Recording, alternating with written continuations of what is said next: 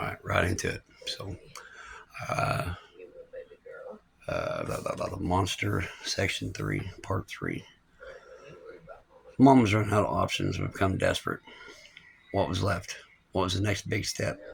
Bing. Let's try church. We started a new exploration, finding a suitable church I liked. Unfortunately, this venture was short-lived as well.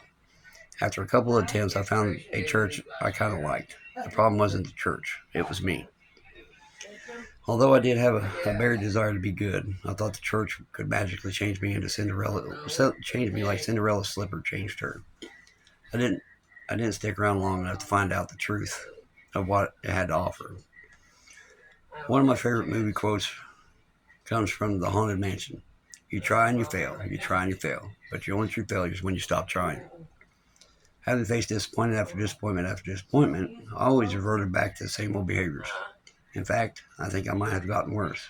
But Mom still wasn't going to give up on me. The next idea that came to mind was to send me to counseling. The word trauma wasn't thrown around so much back then, but there was no denying that I had some serious behavior disorders. These days, they would probably call it oppositional defiance disorder, obsession compulsive disorder, or something similar. Regardless, Mom wanted a shrink to try and pick my brain to find whatever screw was loose. The last thing I wanted was to talk to a complete stranger about things I had been told not to talk about in public. Plus, talking about my feelings always made me angry. So he decided to try and hypnotize me without my mom's permission. After I told her, she never took me back again. At this point, Mom didn't know what to do, so she basically loosened up the reins. I hoped, she hoped I was going through a long phase and I would grow out of it my own. She prayed that I wouldn't go so far as to get myself or others killed. Another one of her fears was that I would be put in foster care or juvenile detention.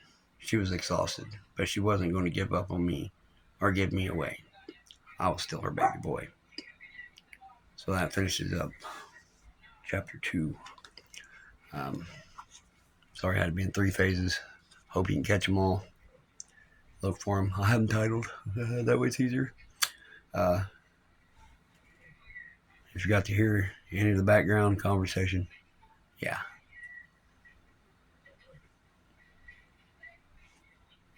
I'm in my bedroom right now. So Harley was home. Yeah, no. Anyway, I get off this video so I can talk to my aunt about whatever. See y'all later. Bye.